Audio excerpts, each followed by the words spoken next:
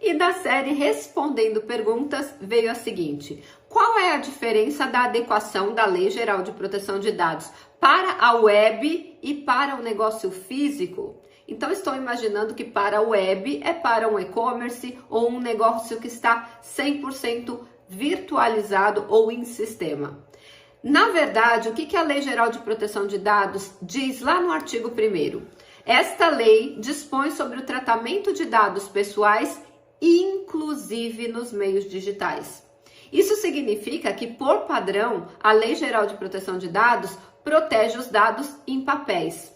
E tem muita gente que pensa que a Lei Geral de Proteção de Dados é algo sobre sistemas, é algo sobre proteção de dados apenas nos ambientes virtuais, em sistemas, na internet, como disse essa pessoa, na web, em sites, em e-commerce, e não é verdade. Por padrão, a Lei Geral de Proteção de Dados protege os nossos dados pessoais nos meios físicos, ou seja, nos papéis. Antes de eu explicar a diferença entre os dois, deixa eu me apresentar. Eu sou Silvia Brunelli e neste canal eu ajudo profissionais a se sentirem seguros para adequar qualquer empresa de qualquer porte à Lei Geral de Proteção de Dados, sem precisar trocar de profissão, agregando esse novo conhecimento e serviço ao seu portfólio, aumentando mais de R$18 mil na sua renda mensal. E qual seria a diferença de um processo de adequação para uma empresa que está totalmente virtualizada, está completamente na internet, e aquela que tem um negócio físico? Vamos lá. O processo de adequação à Lei Geral de Proteção de Dados, ele segue 6 passos básicos, que é o método que eu criei. Então, são 6 passos, acompanhe comigo. Conscientização, mapeamento de dados e processos, diagnóstico, plano de ação, implementação do plano de ação e monitoramento. Essa aplicação ela é universal para qualquer tipo de empresa, mas eu quero deixar muito claro aqui que não existem duas adequações iguais.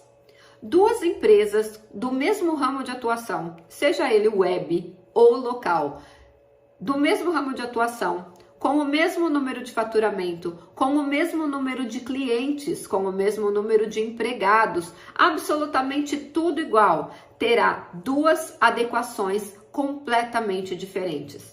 Inclusive, eu quero deixar claro aqui para vocês que não existe modelão, que não existe, compre aqui um pacote de modelos de documentos por R$10 e você terá sua empresa adequada. Ou compre aqui esse aplicativo milagroso que você vai pôr o nome da tua empresa e a tua empresa vai estar adequada. Isso não existe. Lembra? Não existe atalho. Um processo de adequação à Lei Geral de Proteção de Dados, independente se seja um negócio local ou um negócio virtual, ele demanda muito tempo e esforço. De 6 meses para uma empresa pequena como uma MEI, até 3 ou 4 anos para uma empresa maior como uma indústria. Então, presta muita atenção. Não existe atalho, não existe modelo, não existe cópia de documento. De acordo com a Lei Geral de Proteção de Dados, todas as informações que forem genéricas, elas serão consideradas nulas.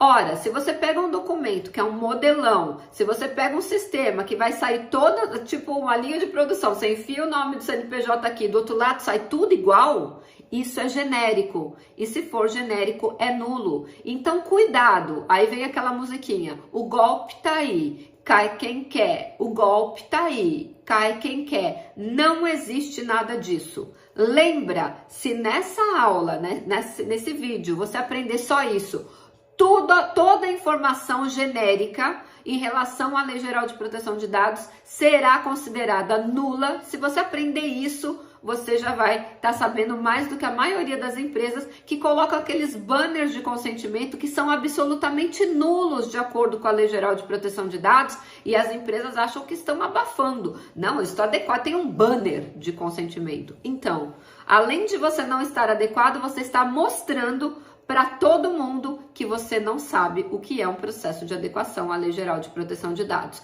Lembra? Toda a informação genérica é nula e esses banners de consentimento, além de não darem a opção de informações nos mínimos detalhes, como a lei exige, ela ainda força um consentimento e isso também é proibido. Então vamos voltar aqui à pergunta inicial.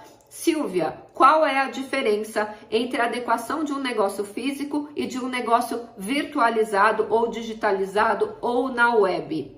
Não existe nenhuma diferença. Os 6 passos serão os mesmos, mas cada empresa é um universo único. Então, cada adequação ela é exclusiva.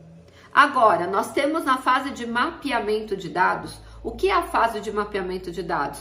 Nós vamos entrar no sistema e nós vamos buscar todos os dados pessoais que são tratados. E eu tenho um número bem surpreendente para falar para vocês.